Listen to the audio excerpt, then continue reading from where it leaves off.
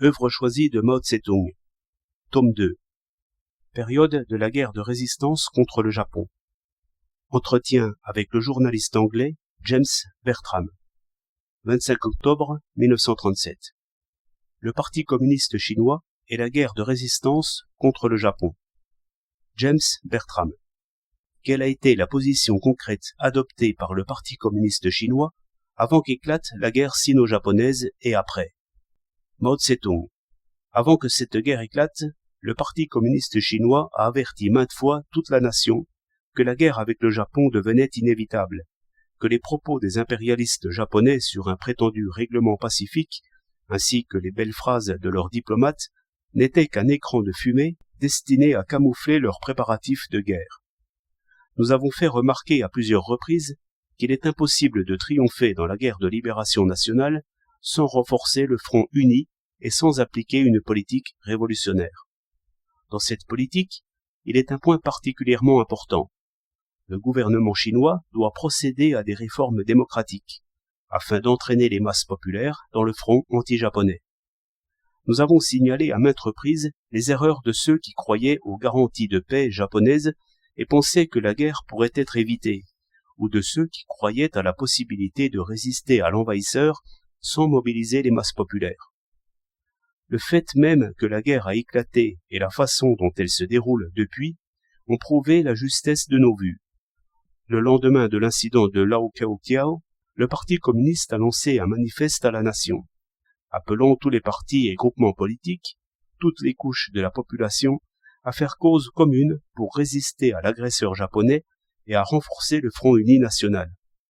Peu de temps après, nous avons publié le programme en 10 points pour la résistance au Japon et le salut de la patrie, dans lequel nous avons défini la politique que devrait suivre le gouvernement chinois dans la guerre de résistance. Quand le Kuomintang et notre parti ont établi leur coopération, nous avons publié un autre manifeste important. Tout cela atteste notre ferme attachement à ce principe que, pour résister au Japon, il faut renforcer le front uni et appliquer une politique révolutionnaire. Notre mot d'ordre fondamental dans la présente période est résistance générale de toute la nation. La situation militaire et les leçons de la guerre de résistance. Question. D'après vous, quels sont jusqu'à présent les résultats de la guerre? Réponse. Ils sont principalement de deux ordres.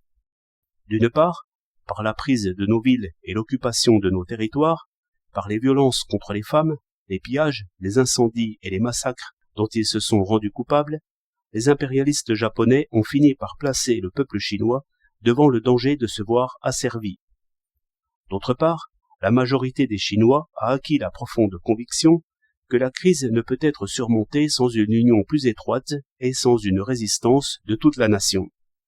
En même temps, la guerre a commencé à rendre les pays pacifiques du monde conscients de la nécessité de résister aux menaces du Japon. Tels sont jusqu'à présent les résultats de la guerre. Question. Quels sont, à votre avis, les objectifs du Japon? Dans quelle mesure ont-ils déjà été réalisés? Réponse. Le Japon compte s'emparer, dans une première phase, de la Chine du Nord et de Shanghai, et, dans une seconde phase, d'autres régions de la Chine. Quant à la réalisation de ces plans, l'envahisseur a déjà occupé en peu de temps les provinces du Hubei, du Chahar et du Suiyuan, et il menace le Shanxi. La raison en est que la guerre de résistance de la Chine n'a été menée jusqu'ici que par le gouvernement et l'armée. La seule issue à cette situation dangereuse est que les masses populaires et le gouvernement poursuivent la résistance en commun. Question. Pensez-vous que la Chine ait déjà remporté quelques succès dans la guerre de résistance? Et si l'on peut parler des leçons de la guerre, en quoi consiste-t-elle? Réponse. Je voudrais m'arrêter un peu plus longuement sur cette question. D'abord, des succès, nous en avons eu, et de très grands. Voici en quoi ils consistent. 1. Depuis que l'agression impérialiste a commencé en Chine, il n'y a jamais rien eu de comparable à la guerre de résistance actuelle. Celle-ci est vraiment, au sens géographique, une guerre nationale. Elle a un caractère révolutionnaire. 2. La guerre a eu pour effet de donner à notre pays divisé une unité relative, qui repose sur la coopération entre le Kuomintang et le Parti communiste. 3. La guerre du peuple chinois a gagné la sympathie de l'opinion mondiale. Ceux qui méprisaient la Chine pour sa non-résistance la respectent maintenant pour sa résistance. 4. La guerre a causé de lourdes pertes à l'envahisseur japonais. Elle lui coûte, paraît-il, 20 millions de yens par jour. Et ces pertes en hommes, si bien qu'on n'ait pas encore de chiffres, sont sûrement très lourdes aussi. Alors qu'il a pu s'emparer des 4 provinces du nord-est presque sans coup férir, l'agresseur n'est plus à même aujourd'hui d'occuper de territoires chinois sans livrer de combats sanglants. L'impérialisme japonais comptait assouvir en Chine son féroce appétit, mais notre résistance prolongée finira par l'amener à sa ruine. Ainsi, la Chine résiste non seulement pour son propre salut, mais aussi pour assumer ses grandes responsabilités au sein du front antifasciste mondial. Par là également, la guerre de résistance manifeste son caractère révolutionnaire. 5. Nous avons tiré des enseignements de cette guerre. Ils ont été payés de notre sol et de notre sang. Les leçons, elles aussi, sont grandes. En quelques mois, la guerre a révélé un grand nombre des points faibles de la Chine, surtout dans le domaine politique. Bien que, géographiquement, tout notre pays soit engagé dans cette guerre, ce n'est pourtant pas la nation entière qui l'a fait. Les mesures restrictives du gouvernement empêchent toujours la grande masse du peuple de participer à la guerre, qui, pour cette raison, n'a pas encore un caractère de masse. Et tant qu'elle n'aura pas ce caractère, la guerre contre l'agression de l'impérialisme japonais n'aura aucune chance d'être victorieuse. Certains disent, la guerre a déjà un caractère général.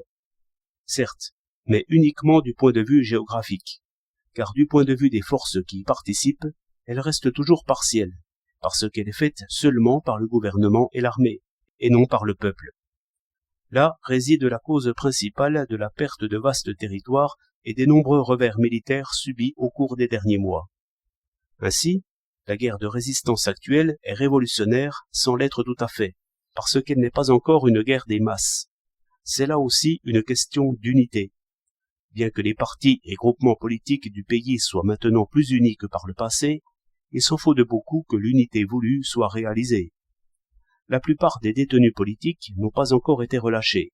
L'interdit sur les partis politiques n'est pas encore entièrement levé. Quant au rapport entre le gouvernement et le peuple, l'armée et le peuple, les officiers et les soldats, il demeure très mauvais. Il ne s'y manifeste que de l'éloignement et point d'unité. Or, c'est là une question primordiale. Tant qu'elle n'est pas résolue, il est inutile de songer à la victoire. En outre, les fautes commises sur le plan militaire sont également une cause importante de nos pertes en hommes et en territoire. Dans la plupart des engagements, l'armée chinoise a laissé l'initiative à l'ennemi. C'est ce qu'on appelle en termes militaires la défense pure. Cette façon de se battre ne peut conduire à la victoire. Pour vaincre, il faut adopter une ligne politique et militaire radicalement différente de celle qui est appliquée actuellement. Telles sont les leçons que nous avons dégagées. Question. Quelles sont alors les conditions politiques et militaires que vous jugez indispensables? Réponse. Sur le plan politique, voici ce que nous devons faire. Premièrement, transformer le gouvernement actuel en un gouvernement de front uni, auquel participeront les représentants du peuple. Ce gouvernement sera à la fois démocratique et centralisé. Il appliquera la politique révolutionnaire qui s'impose. Deuxièmement, donner au peuple la liberté de parole, de presse, de réunion et d'association, ainsi que le droit de prendre les armes pour résister à l'ennemi, afin que la guerre ait un caractère de masse. Troisièmement, élever le niveau de vie du peuple, ce qui est une nécessité, en supprimant les impôts exorbitants et les taxes multiples, en réduisant les fermages et le taux d'intérêt des prêts, en améliorant les conditions de vie des ouvriers, des officiers subalternes et des soldats, en accordant un traitement de faveur aux familles des combattants de la guerre de résistance, en portant secours aux victimes des calamités naturelles et aux réfugiés de guerre, etc. Les finances du gouvernement devront reposer sur une répartition équitable des charges, c'est-à-dire sur le principe que celui qui a de l'argent donne de l'argent. Quatrièmement, adopter une politique extérieure active. Cinquièmement, réformer notre politique en matière de culture et d'éducation. Sixièmement, liquider impitoyablement les traîtres à la nation. Cette question est d'une gravité extrême à l'heure actuelle, Les traîtres ont le champ libre. Au front, ils aident l'ennemi. À l'arrière, ils sèment le désordre. Certains même, se posant en partisans de la résistance, font arrêter des patriotes comme traîtres. Une répression effective des traîtres à la nation n'est possible que si le peuple se lève et coopère avec le gouvernement. Sur le plan militaire, nous devons entreprendre une réforme complète et, avant tout, rejeter la défense pure en stratégie et en tactique pour adopter le principe de l'attaque active, transformer les armées de type ancien en armées de type nouveau, remplacer la méthode de l'enrôlement forcé par celle de l'agitation pour engager le peuple à aller au front, remplacer le commandement non unifié par un commandement unique, mettre fin à l'indiscipline qui règne dans l'armée et qui l'isole du peuple, et instituer une discipline qui sera observée de façon consciente et qui ne tolérera pas la moindre atteinte aux intérêts du peuple. Passer de la situation actuelle, où l'armée régulière combat seule, à une guerre populaire de partisans largement développée, qui appuie les opérations de l'armée régulière, etc. Toutes ces conditions politiques et militaires ont été énoncées dans le programme en 10 points que nous avons publié. Elles sont conformes à l'esprit des 3 principes du peuple du Dr Sun Yat-sen, de ses 3 thèses politiques fondamentales et de son testament. La guerre ne peut être gagnée que si elles sont réalisées. Question. Que fait le Parti communiste pour appliquer ce programme? Réponse. Notre tâche est d'expliquer inlassablement la situation présente, de nous allier avec le Kuomintang et avec tous les autres partis et groupements patriotiques pour élargir et consolider le Front uni national anti-japonais et pour mobiliser toutes les forces du pays en vue de remporter la victoire dans la guerre de résistance. Il est indispensable d'élargir le Front uni dont le cadre actuel est encore très restreint. En d'autres termes, il faut éveiller les masses populaires, comme le recommande le testament du Dr Sun Yat-sen, en mobilisant le peuple à la base afin qu'il participe au Front uni. La consolidation du Front uni suppose l'application d'un programme commun qui engage tous les partis et groupements politiques. Nous acceptons les 3 principes du peuple révolutionnaire du Dr Sun Yat-sen, ses 3 thèses politiques fondamentales et son testament comme programme commun du Front uni de tous les partis politiques et de toutes les couches sociales. Mais, jusqu'à présent, ce programme n'a pas été reconnu par tous les partis, et le Kuomintang en particulier n'a pas encore reconnu et proclamé un programme aussi complet. Il a partiellement réalisé, par sa résistance à l'envahisseur, le principe du nationalisme du Dr Sun Yat-sen, mais non le principe de la démocratie, ni le principe du bien-être du peuple. D'où la sérieuse crise actuelle dans le déroulement de notre guerre de résistance. Face à une situation militaire aussi critique, il est temps que le Kuomintang applique entièrement les 3 principes du peuple. S'il tarde encore, il sera vain pour lui de s'en repentir. Le Parti communiste a le devoir d'élever sa voix pour faire auprès du Kuomintang et dans le peuple tout entier un travail inlassable d'explication et de persuasion, afin que les 3 principes du peuple authentiquement révolutionnaires, les 3 thèses politiques fondamentales et le testament du Dr Sun Yat-sen soient appliqués intégralement et de façon radicale dans tout le pays, et que le Front uni national anti-japonais soit ainsi élargi et consolidé. La 8e armée de route dans la guerre de résistance. Question. Parlez-moi, je vous prie, de la 8e armée de route à laquelle s'intéressent beaucoup de gens, par exemple de sa stratégie et de sa tactique, du travail politique qu'on y fait. Réponse. Depuis que la 8e armée de route, nouvelle dénomination de l'armée rouge, est partie pour le front. Beaucoup de gens en effet s'intéressent à ces activités. Je vais vous en donner une idée générale. Commençons par les opérations militaires. Sur le plan stratégique, la 8e armée de route prend, comme centre de ses opérations, le Shanxi. Elle a remporté, ainsi que vous le savez, de nombreuses victoires. Des exemples en sont fournis par la bataille de Pingxingquan, la reprise de Tsingping, Pinglao et Ningwo, les opérations pour recouvrer Laiyuan et Quangling, l'occupation de Tseqingquan, les opérations qui ont permis de couper 3 des principales voies de ravitaillement de l'armée japonaise, de Tatong, de Yanmenquan, de Huxian à Pingxingquan et de Chuoxian à Ningwo. L'attaque des arrières japonais au sud de Yanmenquan, la reprise par 2 fois de Pingxingquan et de Yanmenquan, et les opérations récentes pour recouvrer Kyoyong et Tangsien.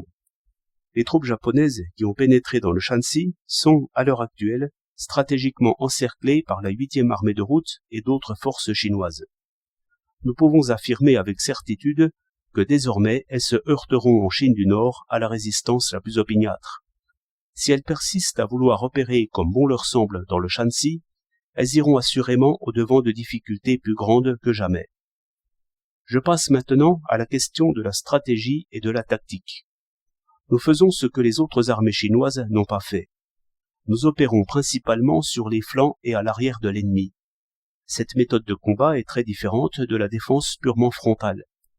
Nous ne sommes pas opposés à l'emploi d'une partie des forces dans des opérations de front, car cela est indispensable. Mais il faut utiliser le gros des forces contre les flancs de l'ennemi, recourir à l'encerclement et au mouvement tournant, attaquer l'ennemi en toute indépendance et en faisant preuve d'initiative pour conserver ses propres forces et anéantir celles de l'ennemi. De plus, il est particulièrement efficace d'utiliser une partie des forces pour des opérations à l'arrière de l'ennemi, car elle désorganise ses lignes de ravitaillement et ses bases d'appui. Même les troupes qui combattent de front doivent recourir principalement à des contre-assauts et non à la tactique de la défense pure. Une raison importante des revers militaires de ces derniers mois réside dans l'emploi de méthodes opérationnelles inadéquates.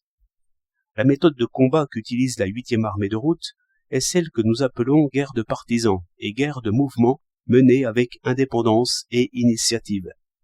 Elle est, quant à ses principes fondamentaux, la même que celle qui a été appliquée au cours de la dernière guerre civile, tout en comportant certaines différences. À l'étape actuelle, par exemple, si nous dispersons nos forces plus souvent que nous ne les concentrons, c'est pour pouvoir mieux attaquer par surprise, sur un territoire étendu, les flancs et les arrières de l'ennemi. Puisque l'armée chinoise, considérée dans son ensemble, possède une grande importance numérique, il faut qu'une partie en soit employée à la défense de la ligne de front, une autre à des opérations de partisans en ordre dispersé, tandis que le gros des forces doit toujours être concentré sur les flancs de l'ennemi. Le premier principe de la guerre, c'est de conserver ses propres forces et d'anéantir celles de l'ennemi. Pour y parvenir, il faut mener avec indépendance et initiative la guerre de partisans et la guerre de mouvement, et éviter toute passivité et rigidité dans la conduite des opérations. Si des forces massives sont jetées dans la guerre de mouvement et que la 8e armée de route les appuie de ces opérations de partisans, notre pays tiendra certainement la clé de la victoire. J'en viens à la question du travail politique. Une autre particularité extrêmement importante et évidente de la 8e armée de route, c'est son travail politique, lequel repose sur 3 principes fondamentaux. Premièrement, le principe de l'union des officiers et des soldats, qui implique l'abolition des pratiques féodales dans l'armée, l'interdiction des châtiments corporels et des injures, l'institution d'une discipline observée de façon consciente et la création d'un genre de vie où officiers et soldats partagent leur joie et leur peine, ce qui fait que l'armée est étroitement unie. Deuxièmement, le principe de l'union de l'armée et du peuple. Il implique que la discipline ne tolère pas la moindre atteinte aux intérêts des masses, que l'armée fasse de la propagande parmi elles, qu'elle les organise et les arme, qu'elle allège leurs charges financières et qu'elle châtie les traîtres à la nation qui portent préjudice au peuple et à l'armée elle-même. Ainsi, elle est unie au peuple et partout bien accueillie. Troisièmement, le principe de la désagrégation des forces de l'ennemi et de la clémence à l'égard des prisonniers de guerre. Notre victoire ne dépend pas seulement des opérations de nos troupes, mais aussi de la désagrégation des forces de l'adversaire. Bien que l'application de ce dernier principe n'ait pas encore donné de résultats tangibles, elle portera certainement ses fruits dans l'avenir. En outre, conformément au deuxième principe, la 8e armée de route complète ses effectifs, non en recourant à la contrainte, mais en encourageant la population à aller volontairement au front. Cette méthode est de beaucoup la plus efficace. La perte du Hopei, du Chahar, du Suiyuan et d'une partie du Shanxi ne nous a nullement découragés. Nous appelons avec une ferme détermination notre armée à opérer en coordination avec toutes les troupes amies et à se battre avec acharnement pour défendre le Shanxi et recouvrer les territoires perdus. La 8e armée de route agira de concert avec les autres troupes chinoises et poursuivra résolument la résistance dans le Shanxi. Cela est d'une très grande importance pour tout le cours de la guerre, en particulier pour les opérations en Chine du Nord. Question. À votre avis, ces qualités de la 8e armée de route peuvent-elles être acquises par les autres troupes chinoises? Réponse. Certainement. L'armée du Kuomintang avait un esprit semblable, dans l'ensemble, à celui qui anime aujourd'hui la 8e armée de route. C'était en 1924-1927. À ce moment-là, le Parti communiste chinois et le Kuomintang avaient créé conjointement une armée d'un type nouveau. Comprenant au début, en tout et pour tout, 2 régiments, cette armée sut rallier autour d'elle de nombreuses troupes et remporta une première victoire en battant Chen Qiangming. Par la suite, elle accrut ses effectifs, devint un corps d'armée et rangea sous son influence un plus grand nombre de troupes encore, ce qui rendit possible l'expédition du Nord. Une atmosphère nouvelle y régnait. En général, les officiers et les soldats étaient unis, de même que l'armée et le peuple. Les troupes étaient pénétrées d'un esprit révolutionnaire qui les portait sans cesse en avant. On y institua le système des délégués du parti et des départements politiques, inconnu jusqu'alors dans l'histoire de la Chine, système qui donna à cette armée une physionomie toute nouvelle. Depuis 1927, c'est l'armée rouge, aujourd'hui la 8e armée de route, qui a hérité de ce système et l'a développé. Pendant la période révolutionnaire de 1924-1927, l'armée, animée de cet esprit politique nouveau, employait naturellement des méthodes de combat correspondantes. Elle n'opérait plus d'une manière passive et rigide, mais avec initiative, dynamisme et esprit offensif. Aussi remporta-t-elle la victoire dans l'expédition du Nord. C'est d'une telle armée que nous avons besoin actuellement sur les champs de bataille. Elle ne doit pas forcément compter des millions d'hommes. Pour vaincre l'impérialisme japonais, il suffit d'avoir un noyau de quelques centaines de milliers de combattants. Nous tenons en grande estime toutes les troupes du pays pour leur sacrifice héroïque depuis le début de la guerre de résistance. Mais nous devrions tirer des combats sanglants qu'elles ont livrés les leçons qui s'imposent.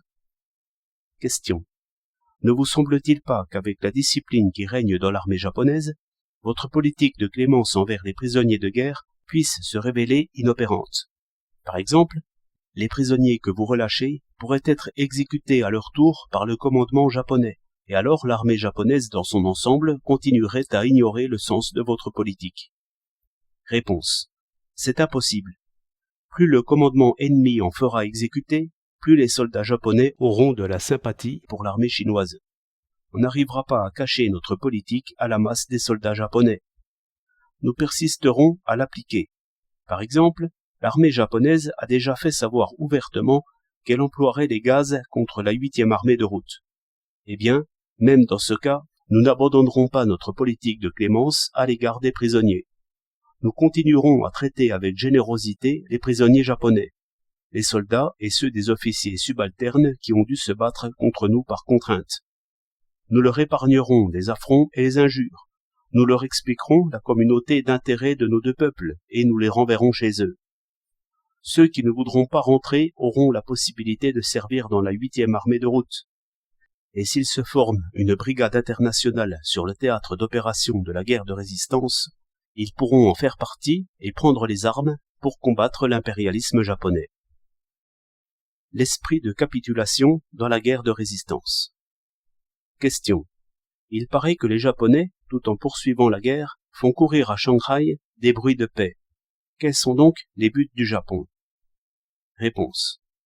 Parvenu à une certaine étape de l'exécution de son plan, l'impérialisme japonais va de nouveau se servir de l'écran de fumée de la paix pour réaliser les 3 objectifs suivants. 1. Consolider les positions qu'il a déjà conquises, afin d'en faire des bases stratégiques pour de nouvelles offensives. 2. Rompre le front anti-japonais en Chine. 3. Disloquer le front mondial de soutien à la Chine. Les rumeurs de paix qu'il répand aujourd'hui signifient simplement qu'il a commencé à tendre son rideau de fumée.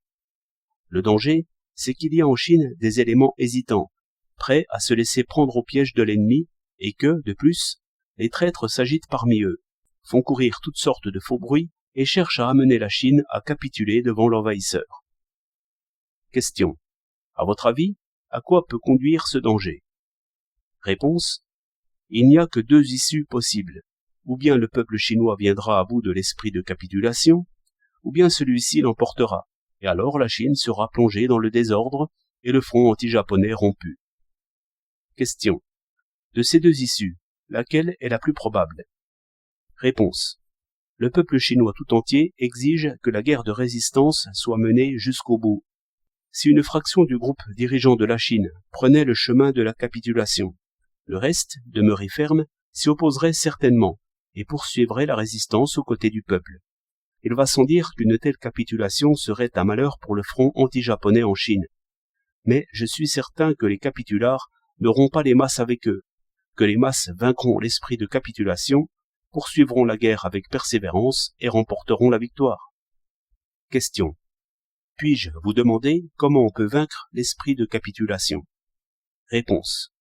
À la fois par la parole, pour en signaler le danger, et par l'action, en organisant les masses populaires en vue de mettre fin aux activités de capitulation. L'esprit de capitulation tire sa source du défaitisme national, ou pessimisme national, c'est-à-dire de l'idée que la Chine, ayant perdu quelques batailles, n'a plus la force de résister au Japon. Les pessimistes ne comprennent pas que la défaite est la mère du succès, et que les leçons tirées des défaites sont à la base des victoires futures. Ils ne voient, dans la guerre de résistance, que les défaites et non les succès. À plus forte raison, ils ne savent pas que dans nos défaites se trouvent déjà les éléments de la victoire, et dans les victoires de l'ennemi, les éléments de sa défaite. Il faut montrer aux masses populaires nos perspectives de victoire dans cette guerre, et leur faire comprendre que nos défaites et nos difficultés ne sont que des phénomènes passagers, et qu'à condition de combattre sans fléchir, nous remporterons sûrement la victoire finale. Privés de l'appui des masses, les capitulards ne réussiront pas dans leur machination, et le front anti-japonais se verra renforcé. La démocratie et la guerre de résistance. Question. Que signifie la démocratie dans le programme proposé par le Parti communiste? N'est-elle pas incompatible avec un gouvernement de guerre? Réponse. Pas du tout. Dès le mois d'août 1936, le Parti communiste lançait son mot d'ordre pour une république démocratique. Politiquement et au point de vue de l'organisation, ce mot d'ordre signifie 1. L'État et le gouvernement ne doivent pas être ceux d'une seule classe. Ils doivent être fondés sur l'alliance de toutes les classes qui sont pour la résistance, à l'exclusion des traîtres à la nation, alliance qui doit comprendre les ouvriers, ainsi que les paysans et autres éléments de la petite bourgeoisie. 2. Ce gouvernement sera organisé selon le centralisme démocratique. À la fois démocratique et centralisé, il unira sous une forme déterminée deux principes apparemment contradictoires, la démocratie et le centralisme. 3. Le gouvernement accordera au peuple toutes les libertés politiques indispensables, et notamment la liberté de s'organiser, de s'entraîner et de s'armer pour se défendre. Sous ces trois aspects, la République démocratique n'a rien d'incompatible avec ce que l'on appelle un gouvernement de guerre. Elle est précisément le régime d'État et le système de gouvernement qui favorise la guerre de résistance. Question. L'expression centralisme démocratique n'est-elle pas contradictoire en elle-même? Réponse. Il ne faut pas s'arrêter à l'expression, mais voir la réalité. Il n'y a pas d'abîme infranchissable entre la démocratie et le centralisme. Tous deux sont nécessaires à la Chine. D'une part, le gouvernement que nous voulons doit pouvoir vraiment être l'interprète de la volonté du peuple, il doit jouir de l'approbation et du soutien des masses populaires de toute la Chine, et le peuple doit avoir toute l'attitude de le soutenir et toute possibilité d'influer sur sa politique. Telle est la signification de la démocratie. D'autre part, la centralisation du pouvoir exécutif est nécessaire. Dès lors que la politique exigée par le peuple sera transmise, par le canal de ses organes représentatifs, au gouvernement élu par lui, celui-ci l'appliquera, et il pourra le faire sans difficulté tant qu'il ne violera pas la ligne adoptée en accord avec la volonté du peuple. Telle est la signification du centralisme. Ce n'est qu'en adoptant le centralisme démocratique qu'un gouvernement devient réellement fort, et c'est ce système que le gouvernement chinois de défense nationale doit adopter dans la guerre de résistance. Question. Mais cela ne correspond pas au régime d'un cabinet de guerre, n'est-ce pas? Réponse. Non, cela ne correspond pas au régime de certains cabinets de guerre comme on en a vu dans l'histoire. Question. Il y a donc eu des cas où cela correspondait? Réponse. Oui. Les régimes politiques du temps de guerre peuvent, en règle générale, être de deux sortes, selon le caractère de la guerre. L'une est le centralisme démocratique, l'autre le centralisme absolu. Les guerres de l'histoire peuvent se diviser en deux catégories, selon leur caractère, les guerres justes et les guerres injustes. Par exemple, la Grande Guerre qui a éclaté en Europe il y a plus de 20 ans fut une guerre injuste, impérialiste. Les gouvernements des États impérialistes, allant à l'encontre des intérêts du peuple, l'obligeaient à se battre pour les intérêts de l'impérialisme. Il fallait dans ces conditions des gouvernements comme celui de Lloyd George, en Grande-Bretagne. Lloyd George opprimait le peuple britannique, lui interdisant d'élever la voix contre la guerre impérialiste. Il n'admettait l'existence d'aucune organisation ou assemblée exprimant le sentiment populaire contre la guerre. Le Parlement continuait certes à exister, mais il n'était que l'organe d'un groupe d'impérialistes, et son rôle se bornait à voter docilement le budget de guerre. L'absence d'unité du gouvernement avec le peuple, dans une guerre, donne naissance à un gouvernement absolument centralisé, qui n'a besoin que de centralisme et non de démocratie. Mais il y a eu aussi, dans l'histoire, des guerres révolutionnaires, comme par exemple en France, en Russie et actuellement en Espagne. Dans une guerre de ce genre, le gouvernement ne craint pas la désapprobation du peuple, parce que celui-ci est tout disposé à faire une telle guerre. Fort du soutien populaire spontané, le gouvernement, loin de craindre le peuple, s'emploie à le soulever et s'engage à exprimer son opinion afin qu'il prenne part activement à la guerre. En Chine, la guerre de libération nationale a l'approbation pleine et entière du peuple, et elle ne peut être victorieuse sans sa participation. Le centralisme démocratique est donc une nécessité. Si l'expédition du Nord en 1926-1927 a été victorieuse, c'est aussi grâce à la mise en pratique du centralisme démocratique. Ainsi, quand les buts de la guerre sont l'expression même des intérêts du peuple, plus le gouvernement est démocratique, plus il est facile de mener la guerre. Un tel gouvernement n'a aucune raison de craindre que le peuple se dresse contre la guerre. Au contraire, ce qui devrait l'inquiéter, ce serait plutôt l'inactivité du peuple et son indifférence à cet égard. Le caractère de la guerre détermine les rapports entre le gouvernement et le peuple. C'est là une loi de l'histoire. Question. Mais alors, comment comptez-vous procéder pour instituer le nouveau régime politique? Réponse. Cela dépend avant tout de la coopération du Kuomintang et du Parti communiste.